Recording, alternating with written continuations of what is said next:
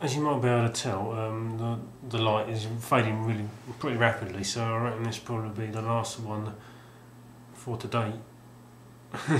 But there is, I'll tell you now, there is I'm about halfway through. So yeah, please stick with it. So yeah, this will be the last one. But where are we now? Can't remember. Where are we? Yeah, just after about in the new year. This is the new year. We're in 2010 by this time, and I knew because I got a 360. Sorry, that was what I'd been. It was a big cardboard box. It was just I'd put on the windowsill, sorry, to stop the sun coming in. It's just falling down. So that's what that noise was. But yeah, where was I? Got a 360 for Christmas. So I've been looking at what games to buy before that. Did you see that? Oh well, I'll bring it out now. This is probably one of the first ones on my arm, primarily because it's got a couple of my favourite ever games in it. It's got Shining Force on it, because I've got the Mega Drive, the PS2 collection, and that's a really good collection. But this has got Streets of Rage and Shining Force on it, so it's a little bit step up. Yeah, Shining Force is probably one of my favourite ever games, and so this was a no-brainer for me. And this was a Play.com purchase, $12.99, which is pretty good from what I've seen, because I do like to shop around and make sure that I'm getting one of the best price possible. And $12.99 after Christmas, so I had a bit of money going to use to spend. And to be honest, since I've had my 360, I've got one or two other games, and I did buy an HDMI cable, but it was shit. It didn't work, so I had to go back to Amazon, and I've not had one since. And a lot of the games, or some of the games I've got, you can only use on the 60 Hz, and I don't think my telly really deals with it that well, because it's blurry. So I'm banking on an HDMI cable will sort that out, so I can play some games. So as it is, I've been playing Shining Force. It seems a bit of a waste of the 360, but playing Shining Force. And just coming up to the end now, so I'll be moving on to something else. But that's been taking up most of my time.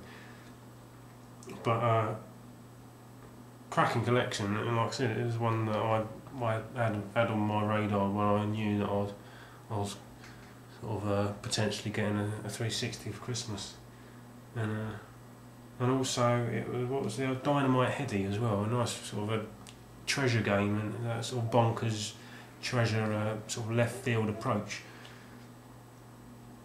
But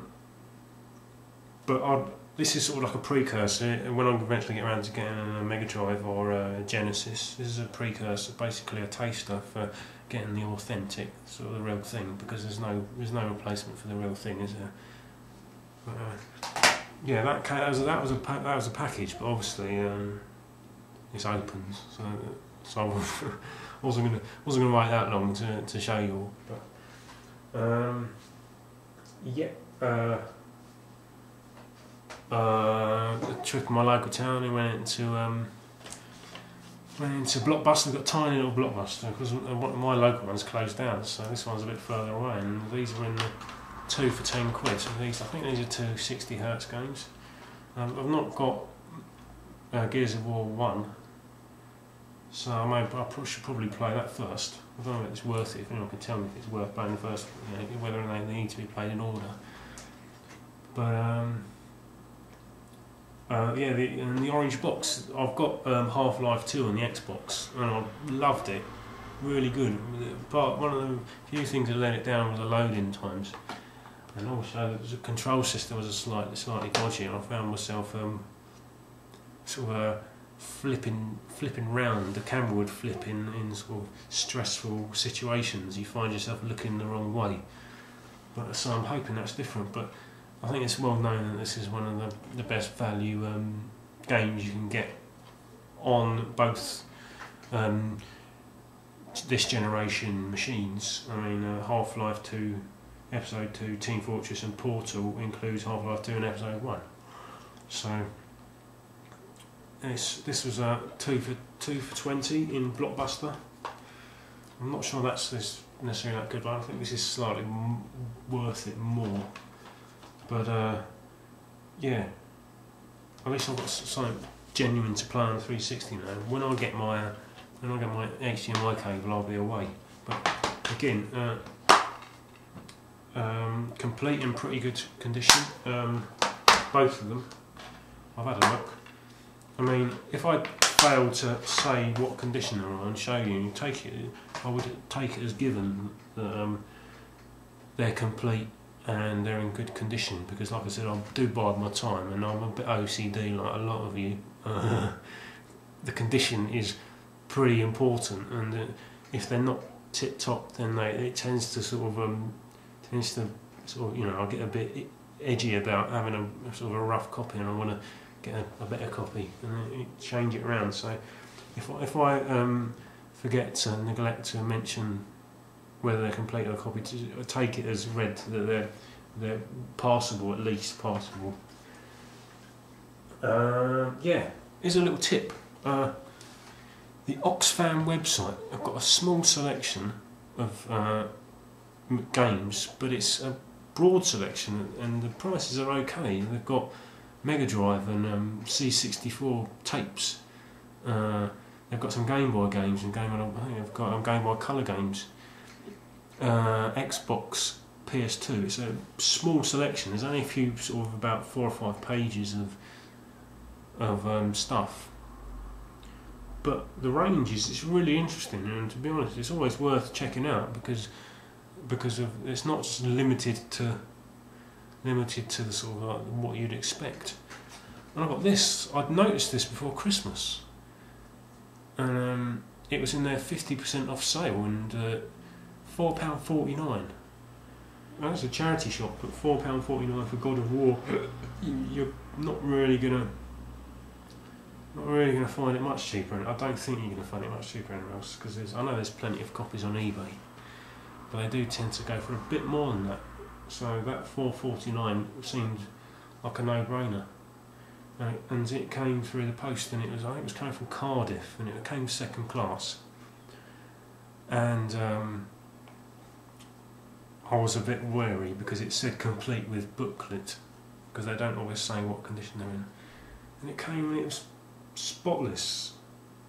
I was so chuffed because I wasn't really expecting anything, and it came. And it was just one of those things. I took a punt on the price, and when it comes, it's just the sort of condition is a bonus. Again, complete. So yeah, and Time Splitters 2. I found myself in London. I went up to get a copy of Gigawing Generation to sell it on, because I was never going to keep it. I saw a copy, and it's one of the rarest PS2 games going, probably rarer than Wild Arms 5. And so I got hold of that. That's again since been sold on. It's got for £8 and it went for 20. So if you see any copies, it's definitely worth it. But there's a game station. I got in Camden, and there's a game station at the end of the road in Camden. And if anybody's in Camden ever, it's really good. It's near Mornington Crescent Station.